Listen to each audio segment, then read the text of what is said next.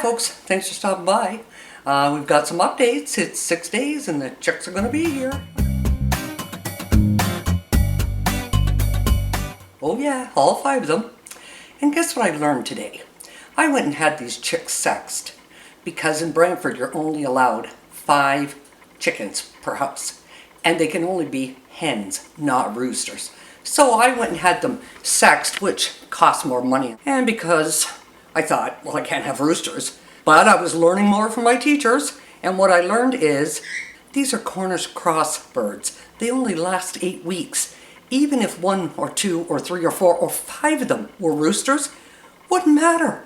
They're going to be processed so quickly, their cock-a-doodle-doo ain't even going to work in 8 weeks. So, well, hey, learned that a little late. Thank God I only got 5. I mean, if I had got a lot of chicks, that would have been a lot of money. I'm glad I learned that. So when you're doing the meat birds, they grow so fast and you process them so quickly.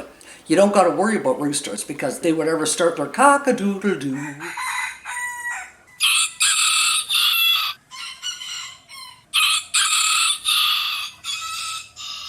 before you process them.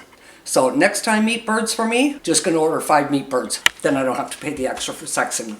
Hey, like I said, learning as I go, that's the best part of this, and I'm willing to learn. Oh yeah, I want to show you my chicken gardens that I've got in my kitchen window. Because when I put them in the window yesterday, I forgot to do something. So, let's go and take a look and see what I forgot.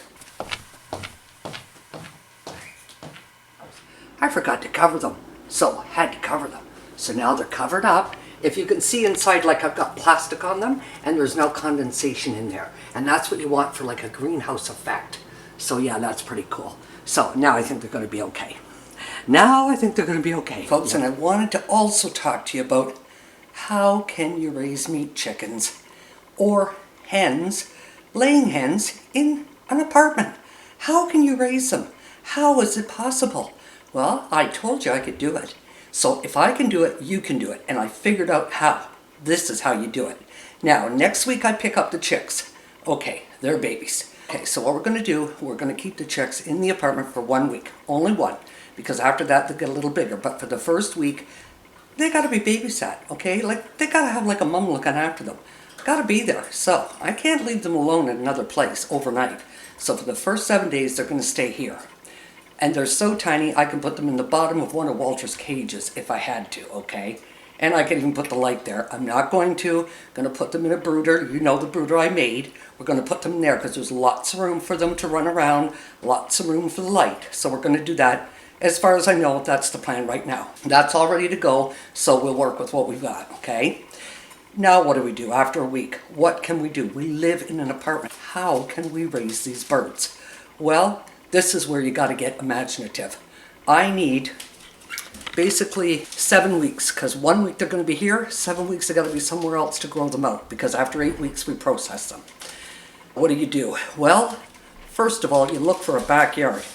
You look around your neighborhood, there's got to be a backyard somewhere. Somebody's got a backyard. Talk to one of your brothers, talk to your sisters, talk to an aunt, talk to an uncle. Somebody's got a backyard you can use to raise these chickens in the city. I guarantee it. You can look down your street, look at your neighbors, talk to your neighbors. Go next door every morning, feed your chickens. There you go, they're right there, you check on them. My backyard, I can't do it. I live in a 4-plex, it's not fenced in. There's no way I could put those birds out there. I mean, they'd be gone, believe me, they would be gone. If for the novelty of somebody just having the opportunity to take them, that's not going to happen. So, I found somebody that's willing to let me put the chicken tractor in their backyard. All I got to do is go and feed them twice a day. Well, it's just like going to the corner store twice a day. That's all it is. But not really, because this is food. So, and what I did, the gentleman that's going to help me is actually my oldest brother. He's going to let me use his backyard. And what's the deal? He gets a chicken. Okay, fair deal. I'll give you a chicken if you let me raise them in the backyard.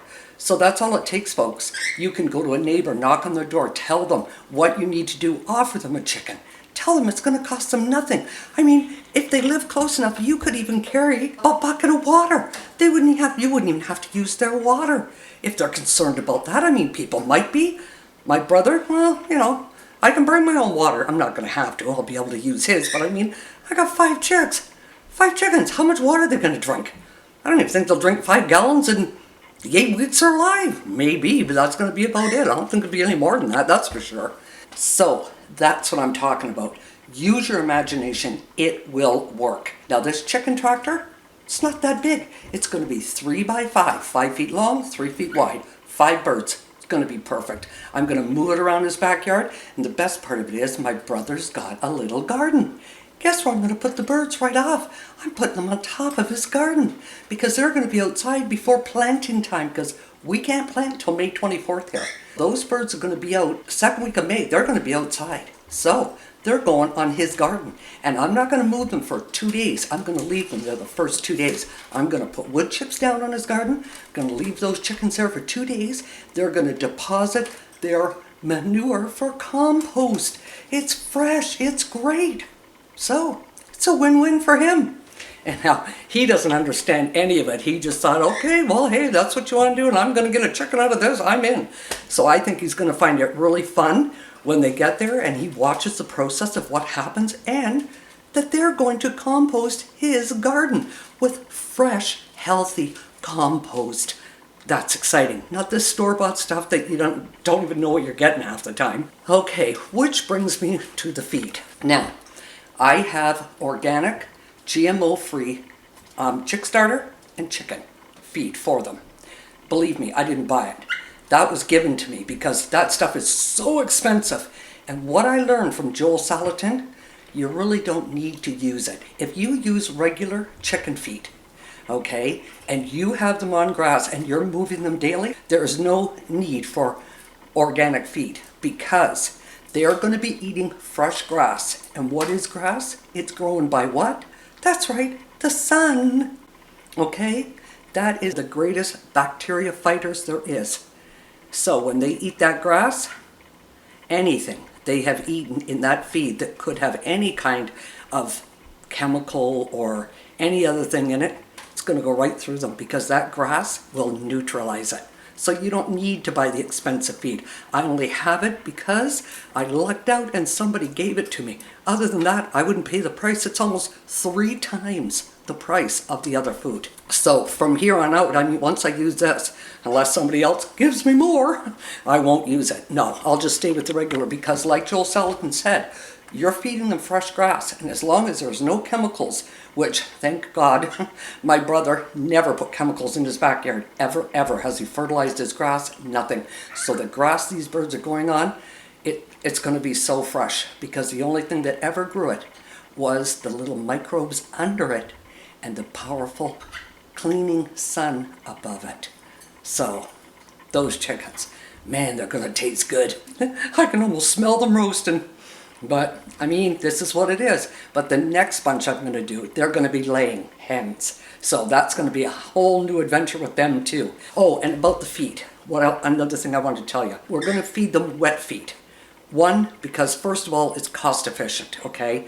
Because you start soaking the feed 3 days before you give it to them.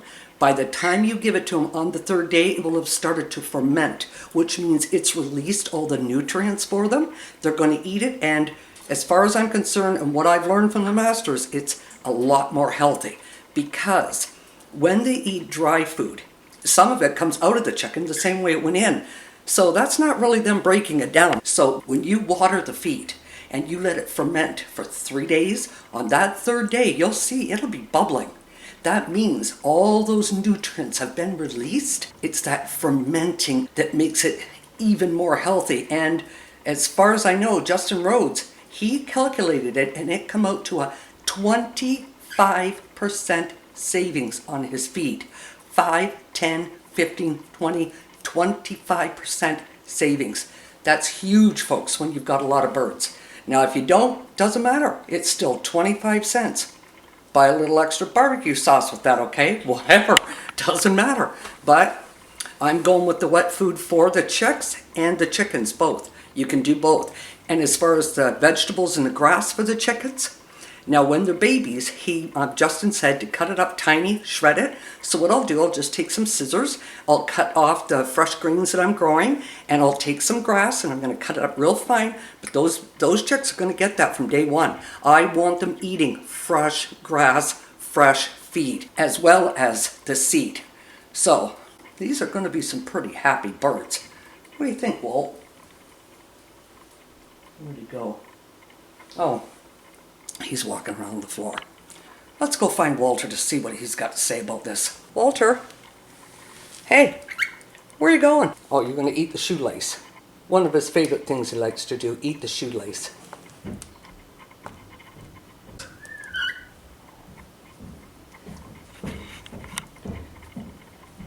What's that? Well, Walt, we're about finished now, so do you want to say bye-bye to YouTubies? Say bye-bye. Thanks, folks. Bye-bye.